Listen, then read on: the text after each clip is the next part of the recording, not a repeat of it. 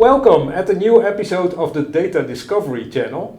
We're finally back in the office and we're at a safe 1.5 meter distance. Today my guests are colleagues Tea Stojanovic and Niels Naglé. Welcome to you both. Thank you. Thank you. You are both working on a series of articles titled Unstructured Is the Future. Yes. Well, before we dive into that, can you please give me a small example for those of the viewers who don't know it? What is unstructured data? I think most of the audience have an idea, but just to clarify is unstructured data is the data that doesn't have a fixed format. So if you think in emails, it's semi-structured, and with videos and audio and talks like this, it's unstructured. So we don't have rows and columns containing the exact data you want, but it's in there somewhere. Yeah. And to make it structured, to get information out of it, you have to do something additional. Yes. Yeah, okay. Now, you are saying unstructured is the future. Yes. That's a pretty bold statement. Why do you think it is the future? Well, also if we are looking at the patterns of the companies also digitalizing their work more and more, especially what we see in the last, almost year and a half with the start of COVID, is that everything is really speeding up on that digital realm, and more of the documents, more of the content is being exchanged online or within different parties, maybe even the companies versus the employees that are working from home, but also between the companies, because it's not really possible to do everything face to face. So we have that on one side, and on the other side we also have the more growth of the business intelligence and data science, bigger computing power, which is also allowing the companies and inspiring of like, hey, this is actually our competitive advantage, and depending on what we can extract from the data, we can increase value of our core business, or maybe we can find some hidden patterns that can help us produce even bigger results. So because of all of that, it's really important that we look at, we take another new look at the existing data within company and try to get as much meaning out of it as possible, and use that as a starting point to kind of, maybe rethink about our business processes and rethink about, the actual patterns that are happening in our business. Yeah. Now, my guesstimation is that a lot of data within companies is still structured. Yes and no. Most of the data that is structured is used. And that's why we mainly see this structured data. But the pile behind us, we're not looking at the entire time, is the unstructured data. And I think Gartner, I don't know what exact year is, estimation is 80% of the data is unstructured data. But we see the output of the unstructured data being structurized. Yeah. And especially that process is something we talk about for many years now, big data, the hype, and afterwards using that data. But I think the momentum is now and in the upcoming years to really utilize that unstructured data and get the content out of it and the value out of it. Yeah. So you're saying utilize the unstructured data, but I guess the structured data will still be there and still be used, but it's only 20%. Definitely, yeah. Okay. Well, like I said, you are writing a series of articles about it. What can we expect to see in those articles? Well, we are trying to actually focus on really kind of 360 picture of the whole process.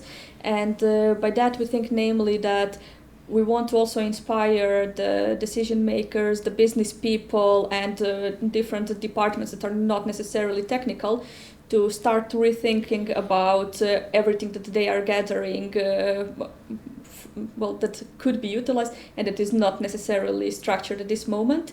But we are also trying to provide a little bit of inspiration and guidance also to the technical people about like, hey, you are already doing a lot with this data, but have you thought about this, and provide them a little bit of the kind of sort of a guidance framework of in which way they can proceed with utilizing unstructured data. And what we are also trying to do is, because, we know also from our kind of consultancy role that it is sometimes really difficult to put into perspective of like, okay, how does this solution actually apply to our core business. So we are also trying to look at different domains through their specific examples, because actually surprisingly a lot of companies across different domains are even experiencing very similar types of problems with, in example, even exchange of Word documents versus PDFs versus Excels. And the application is different, but the core is really shared. And even naming Excel is structured. You've got rows, you've got columns. Semi-structured. What you put in there Yeah. Give me anything. Unstructured for many documents you see in practice. Exactly. And at least from my opinion, is every project I visited the last years, Excel is a huge source for the data platform. I know. Will be for in the future as well. And it has a lot of issues when you want to import it. Yeah. Yes. Yeah. And even when you think about, because indeed, like the format of the Excel is really different. So I think with all of the companies we know and how much man hours actually get spent on the manual retyping or investigating what is actually in this sheet and trying to just retype it into one of the internal systems and decipher what is behind it. And with the human error in it as well. Can you give a specific example of what we at Infosupport are currently doing with the unstructured data at our customers?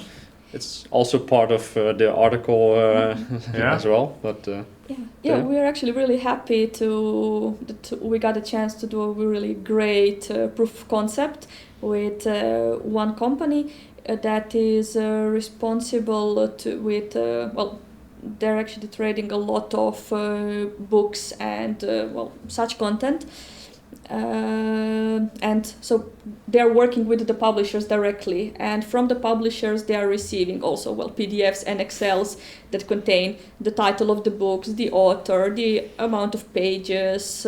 Some even have actually even a little photo with the cover of the book itself, and all sorts of different content.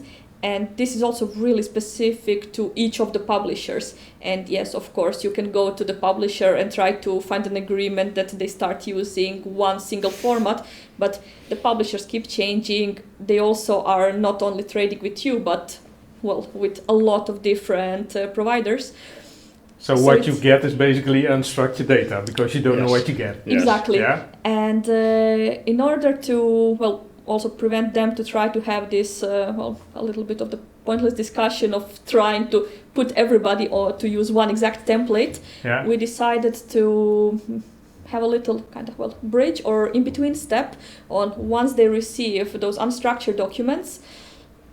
We know what data fields are important to the receiving party, and because of that we know what we need to look for in the unstructured data, and by doing that we are going through the documents, finding the specific data fields such as the ISBN number, the title and the author name and the number of pages, for example, and extracting that and putting it in one single format that can be then automatically inputted into their internal tool. So instead of asking the providers of the data to conform to one format, you are transforming from the unstructured data into the desired format.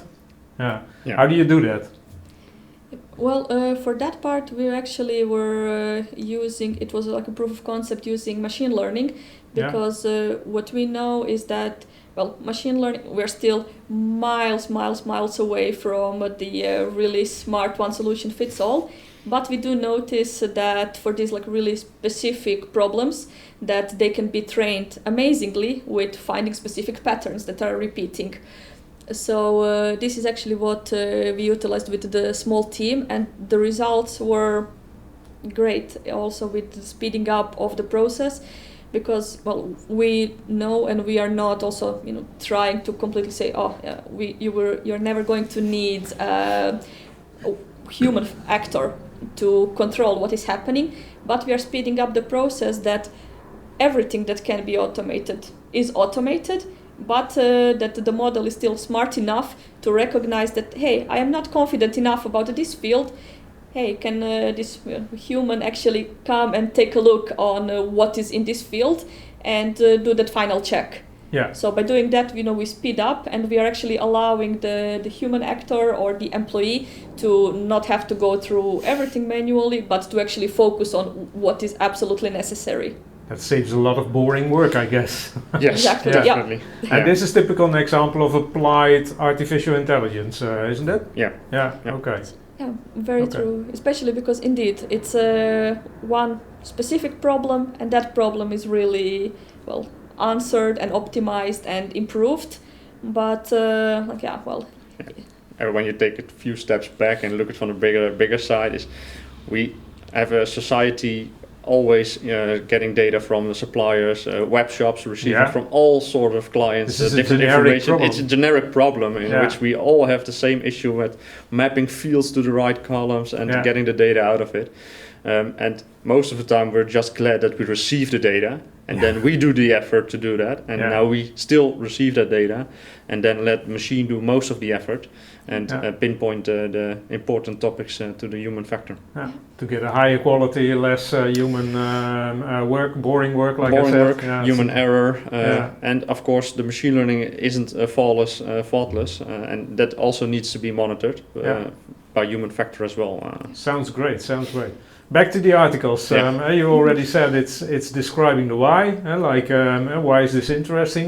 Why do we think that unstructured data is the future? It also covers the how. Yeah. What can we expect more from these articles? In order to provide sort of a guidance, we identified 5 key steps that we notice happen in every case. The first step is the most basic, with find some sort of structure into data. For example, like if we go back to Excel, we know that we have tables, we have rows and columns, and in example, if we are looking at the book example from earlier, we know that it's going to be a lot of textual data, but also ISBN, that is just a random string of numbers. So first, start with that. Once you identify it, you need to recognize which data exactly is present. So that would be similar to applying the filter in Excel with find me all that fits in this category. Then the third step is you need to find the relationship between all of the data. So just find the correlation that can help you also train the model by what exactly it needs to look for. And once we found this relationship, and I think for that part it is also maybe mathematically most intensive, but also the most interesting step, then you can start with transforming it into the correct or desired data structure. And for that one, we are also a little bit flexible of what is the desired data structure, because even within one company, it can differ per different departments. And once that is tackled, then the final step in relief is store it into suitable storage. And that is also really dependent on what does the company feel comfortable with, and what is the most suitable for a certain purpose, and that might even be just SQL databases or anything. Yeah, depending on the needs, on the what use they want case. to do. Yeah. Okay, right. Interesting. When can we expect the articles? Yeah, in the upcoming months, we're still working out the first versions, and we want to do it behind the one and the other. So I think the upcoming months. Yeah. Okay. We are really cooking a lot at the moment. So if our viewers want to read those articles, they have to monitor our websites and our social media. channels. We'll post it on LinkedIn, Twitter, etc. So we'll keep you posted. And maybe another edition of this video when it's finished. Keep you to that promise. Yeah. Okay. Thank you very much. Thank you. Thank you. I'm definitely going to read the articles. I hope you do too. I hope you find this an interesting episode of the Data Discovery channel. If you do, hit the thumbs up icon and subscribe to the channel. Then you always know when there's a new episode. For now, thank you for watching and see you again next time. Bye. Bye.